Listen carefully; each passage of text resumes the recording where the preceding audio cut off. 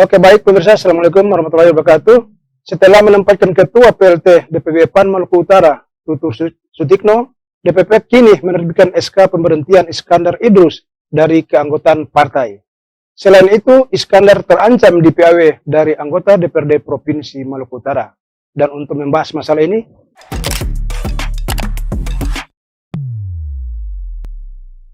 di studio telah hadir Bung Iskandar Idrus. Assalamualaikum, Bung Iskandar. Bang. Bagaimana kabar hari ini? Alhamdulillah sehat. Saya lihat bahwa akhir-akhir ini isu pemberitaan tentang Anda ini cukup getol diberitakan itu. Sekarang yang menjadi pertanyaan, seberapa besar sih kesalahan Anda di partai? Sejauh ini saya juga tidak bisa menjelaskan soal kesalahan saya secara personal, karena saya melihat keputusan yang diambil oleh DPP tidak mewadahi aspirasi dari bawah gitu. Yeah. Sementara ujung tombak partai ini sesungguhnya ada di rakyat. Aspirasi yang dimaksudkan yang dari bawah aspirasi apa? Coba bisa aspirasi yang dimaksud adalah keinginan dari bawah untuk saya calon DPR RI misalkan satu. Ada aspirasi dari bawah yang menolak Nita Budi Susanti misalkan ikut caleg di PAN. Yeah. DPR RI ya? Ya, DPR RI. Ini kan alasannya? Saya kira sudah untuk di Maluku Utara ini publik sudah tahu soal polemik di Kesultanan Ternate ini, soal Ibu Nita ini saya kira sudah menjadi perbincangan publik gitu. Sehingga kalau misalkan Ibu Nita kembali ke sini, besar indikasi akan terjadi instabilitas di tengah-tengah masyarakat. Nah, saya selalu bilang Bang, bahwa yang kita politisi sejauh ini berbuat baik saja ke masyarakat saja dianggap tidak cukup. Masa kita mau ikut berkontribusi terhadap terciptanya instabilitas di tengah-tengah masyarakat? Ini kan substansi hakikat kita berpolitik ini kan dia keluar jauh ini dari substansinya. Tapi kan sosok Ibu Nita ya? Iya. Sosok Ibu Nita itu kan berdasarkan amanat undang-undang bahwa beliau kan salah satu yang memenuhi kuota perempuan. Kenapa harus menjadi substansi sasaran perspektif publik di situ? Ya karena yang pertama soal kuota perempuan kan saya kira masih ada opsi lain selain beliau. Iya. Yang kedua, partai ini kekuatannya itu kan ada di masyarakat. Nah kalau hari ini ada kehadiran beliau bisa melahirkan kegaduhan, misalkan terjadinya instabilitas, nah saya kira ini tidak ada keuntungan bagi partai. Iya. Nah, yang diinginkan oleh partai ini kan bagaimana mendapat simpati oleh masyarakat. Iya. Nah, kalau kehadiran beliau melahirkan antipati, lantas untuk apa kita berpartai? Kan begitu logikanya, Pak. Iya. Kan sebelumnya kan Anda pernah diundang di ini kan, dan memaparkan tentang konsolidasi PAN untuk menghadapi Pileg maupun Pilpres. Dan waktu itu kan nama Anda salah satu yang didengungkan di bursa bakal calon bakal calon DPR ya. Kok tiba-tiba nama Anda tidak masuk? Alasannya apa itu? Nah, ini yang saya maksud dengan ini keputusan DPP yang sangat subjektif. Saya mencalonkan diri sebagai calon anggota DPR RI, bakal calon ya oleh PAN. Itu keputusan itu lahir dari DPP 1 tahun yang lalu. Dan kemarin ketua umum DPP oleh ketua umum. Bahkan pada saat ketua umum hadir di Ternate, di saat pelantikan itu ketua umum memberikan yel-yel. Di 1000-an lebih kader yang hadir di ruangan itu ketua umum memberikan yel-yel. Iskandar Idrus Senayan, Iskandar Idrus Senayan. Dan momentum itu kemudian menjadi motivasi Anda gitu. Untuk melakukan konsolidasi kemana-mana ya. Dan kita sudah konsolidasi kurang lebih 1 tahun lebih, menghabiskan waktu, tenaga, materi, gitu. Dan itu secara pribadi saya mengeluarkan semua itu. Dan medan pertempuran mau ke tarik kan berbeda daerah lain. Sangat berbeda gitu dari sisi geografisnya misalkan. Nah tiba-tiba keputusan DPP memutuskan saya tidak masuk tanpa diminta sedikit pun pertimbangan dari saya. Iya, minimal klarifikasi. Minimal klarifikasi gitu. Nah, dan itu kemudian menjadi alasan Anda untuk melakukan atau mengambil langkah politik untuk mengundurkan diri. Itu sudah final ya? Sudah final. Sudah dipertimbangkan. Sudah sangat dipertimbangkan. Nah, tapi sekarang yang jadi pertanyaan ini kok ekspektasi Anda itu tidak sampai di situ. Ternyata masalah justru lebih mengulir. Sampai Anda diberhentikan dari keanggotaan sesuai SK. Tanggapan Anda bagaimana itu? Tadi saya dapat surat dari DPP terkait dengan pemberhentian sebagai anggota PAN yang sudah pasti berimplikasi ke status sebagai anggota DPR. Kan? Iya.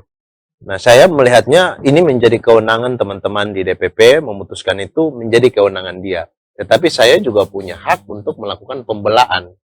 Kenapa? Karena kalau status anggota itu menjadi domain anggota PAN itu menjadi domain partai, tetapi status anggota DPR ini di sini ada pendelegasian dari rakyat ke saya melalui mekanisme pemilu. Nah, ini menarik nih. Gitu. Ini supaya bisa meluruskan perspektif publik bahwa sebelum menerbitkan SK tadi itu, Ya. apakah Anda sebagai kader Partai Amanat Nasional, saya tahu Anda ini cukup intens lah, termasuk kader PAN yang murni lah, besar dari PAN. Sejauh ini apakah Anda pernah dimintai diundang untuk klarifikasi soal ini? Sejauh ini tidak pernah. Iya. Tidak pernah dikasih surat teguran terkait dengan keputusan DPP tidak meloloskan saya di caleg pun tidak diberikan pertimbangan, alasan, apa dasarnya juga tidak pernah. Hanya by phone via ketua umum ke saya kurang lebih 2 kali menelpon bahwa kamu provinsi aja ya, kamu nggak usah DPR RI. Provinsi maksudnya calon provinsi lagi, gitu. Kamu calon provinsi lagi ya. Saya bilang ke ketua umum, Bang, di dapil saya ini ada Sekwil, ada ketua Wapilu, ada beberapa jajaran, ada ketua Puan, ada beberapa jajaran di DPW PAN yang juga nyalek di dapil saya. Iya. Nah, kalau saya nyalon lagi di provinsi, ini mengganggu psikologi teman-teman. Jadi semangat regenerasi kan harus gitu. Dan saya sudah komitmen dengan teman-teman bahwa saya tidak akan lagi calon di provinsi dalam rangka bagaimana membangun regenerasi ini di partai gitu. Nah, kata ketua umum, kamu pindah dapil aja gitu. Tanpa ada pertimbangan lain-lain gitu. Oh gitu. Nah, ini yang setelah saya timbang-timbang semua, saya putuskan saya mundur saja dari ketua DPW kalau begini model mekanisme organisasi di partai dibangun dengan cara-cara yang tidak tidak ada SOP, tidak ada norma yang diatur, ya ngapain kita harus di situ? Tapi kan agak lucu, PAN, partai sekelas PAN itu kok setelah saya mendengar tentang penjelasan ini kok seperti ini begitu. Seharusnya kan tidak boleh terjadi. Sebagai partai berpengalaman kan saya harus panggil kader. Ya. Ketika Anda merasa bersalah kan harus minta klarifikasi. Betul. Apakah sejauh ini pernah dilakukan? Tidak pernah. Di soal saya tidak dimasukkan ke bursa DPR RI pun tidak pernah sedikit pun diminta pertimbangannya. Misalkan oleh Bapilu DPP meminta kita Maluku Utara, coba ketua DPW jelaskan gimana situasi di sana. Berarti kalau misalnya DPP mengambil langkah itu, kemarin pasti jadi lain juga ya, tidak seperti ini kan? Gitu. Itu saya pasti bisa memberikan. Ini kan dalam apa namanya tradisi hukum kita di Indonesia ini, setiap orang yang mau atau setiap tersangka itu kan minimal dia punya hak jawab gitu. Iya. Nah, saya ini tidak pernah diberikan kesempatan untuk memberikan penjelasan soal situasi politik PAN di Maluku Utara. Dan itu kemudian menjadi pertanyaan dalam diri bahwa di mana letak kesalahan saya. Ya, itu dia masalahnya di situ. Saya makanya kalau abang nanya kayak tadi, saya relatif tidak bisa menjawab. Iya. Karena saya tidak pernah diberikan kesempatan untuk menjelaskan soal situasi yang ada di Maluku Utara ini gitu. Sementara waktu itu momentum ketua umum datang, perintah partai dalam hal ini ketua umum, kemudian saya sebagai seorang kader menerima saja bahwa saya melakukan konsolidasi. Iya. Gitu. Sudah sejauh mana waktu itu melakukan konsolidasi untuk persiapan diri Anda sebagai caleg DPR RI? Saya di 10 kabupaten kota ini hanya Taliabo yang saya belum sampai, belum turun. Iya. Konsolidasi. Selain itu saya sudah turun berulang-ulang kali, saya keliling di beberapa titik, apalagi di Halbar, di Halut, saya di Sula beberapa kali. Jadi di 9 kabupaten kota ini saya turun berulang-ulang kali untuk konsolidasi. Misalkan perintah partai ke saya merekrut saksi di semua TPS 1, TPS 2, itu dari 4 bulan yang lalu semua sudah oke. Dari total 4.000 TPS di Maluku Utara, 4.000-an, saksi saya sudah lengkap 8.000 atas perintah DPP kita melakukan itu. Nah, kok tiba-tiba tanpa ada penjelasan, ini kayak turun saja dari langit ini perintah tanpa ada pertimbangan, meminta kita memberikan pandangan atau apa. Ya ini kan organisasi politik, tentu harus ada mekanisme yang harus dibangun. Harus diminta bagaimana tanggapan di daerah, situasi politik dan apa kan harus diminta. Gitu. Karena kita ini adalah ujung tombak partai di daerah kan begitu. Nah, pusat kan belum tentu tahu situasi yang ada di daerah sini gitu. Nah, tiba-tiba orang dari luar partai bukan kader datang memberikan penjelasan ke DPP, ke ketua umum, kemudian ketua umum langsung mengiyakan semua informasi secara Sepihak. gitu, tanpa meminta apa namanya informasi dari kami yang dalam kapasitas secara struktural menjadi kader dan apa namanya pasukan di partai ini gitu. Berarti selama itu atau waktu itu Anda merasa diri tidak pernah dihargai. Tidak pernah, benar. Baru kemudian Anda mengambil langkah politik untuk mengundurkan diri. Betul. Tapi kan ternyata fakta di lapangan DPP tidak hanya berharap seperti itu. Ya. Anda belakangan informasi diusulkan untuk di PAWK. Ya. Tanggapan Anda? Per hari ini suratnya sudah ada. Saya kira itu kewenangan DPP ya, karena soal status keanggotaan DPP punya hak untuk mencabut keanggotaan. Iya. Tetapi saya juga punya hak untuk melakukan pembelaan diri gitu. Karena yang menjadi problem ini soal status menjadi anggota DPR ini yang kemudian menjadi problem, karena implikasi dari pemecatan itu sampai ke DPR. Saya menjadi DPR bukan sekedar kewenangan partai, ada juga kewenangan rakyat menunjuk saya sebagai anggota DPR.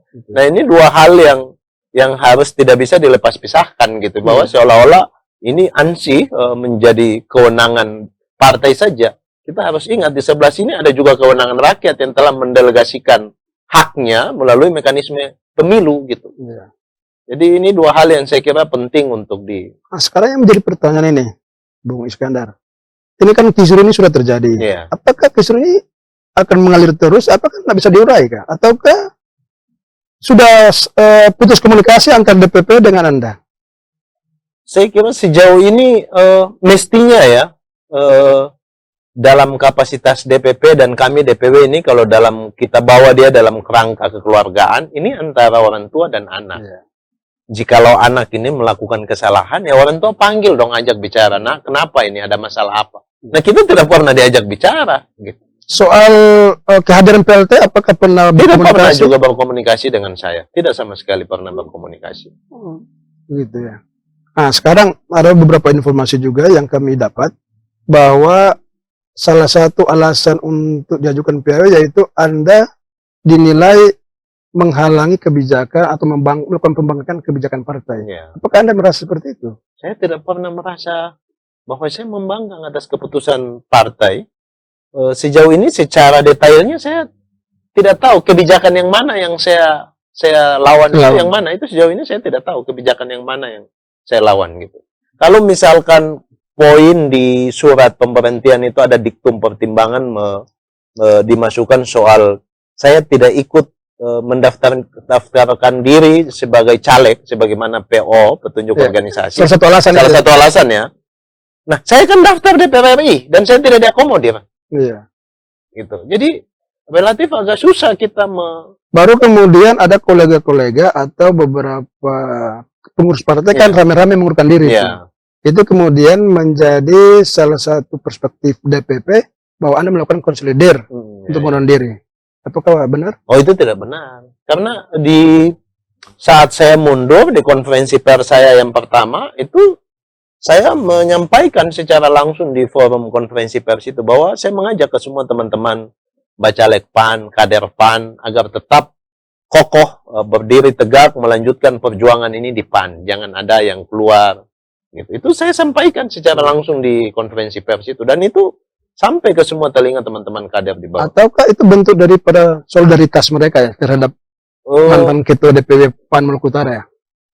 Bisa jadi iya ya, ada satu semangat secara psikologis, secara moral mereka menganggap bahwa dia sudah terlanjur berkawan dengan saya di partai ini, dan mereka mungkin bagian dari kekecewaan mereka secara mereka juga personal, tahu bisa gitu. Susah senang senang sama-sama. Iya, betul. Nah, sekarang mungkin ini terakhir dari diskusi sore hari ini, bahwa mungkin ada unek-unek atau narasi politik yang bisa disampaikan ke DPP dalam kesempatan ini. Menurut yang ingin disampaikan ke DPP, kalau saya memahami kurang lebih saya 10 tahun di PAN berpolitik, di DPR berpolitik, saya memahami politik ini tidak sekedar hanya soal tukar guling kepentingan, bukan soal kekuasaan, tidak sekedar soal materi, tetapi di politik ini ada nilai-nilai humanis yang harus kita junjung, sehingga keputusan DPP itu tidak semata-mata harus diarahkan pada soal kekuasaan soal perebutan kursi di partai, tapi ada nilai-nilai humanisme yang harus juga menjadi bagian yang tidak terpisahkan dari politik. Apa itu nilai-nilai humanis? Ini soal potensi terjadi instabilitas di tengah-tengah masyarakat.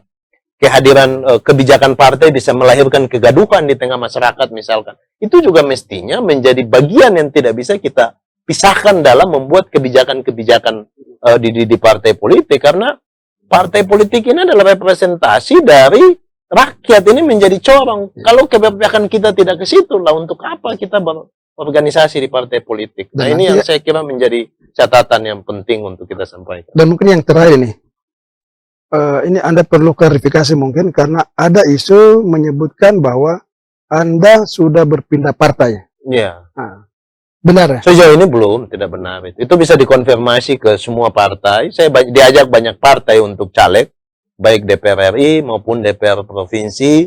Ada juga yang mengajak saya berpartai dan tidak perlu saya nyalek, menyiapkan diri saya untuk ikut di pilkada nanti, gitu. Di momentum pilkada nanti di 2024. Ada juga partai yang komunikasinya ke situ dengan saya, gitu.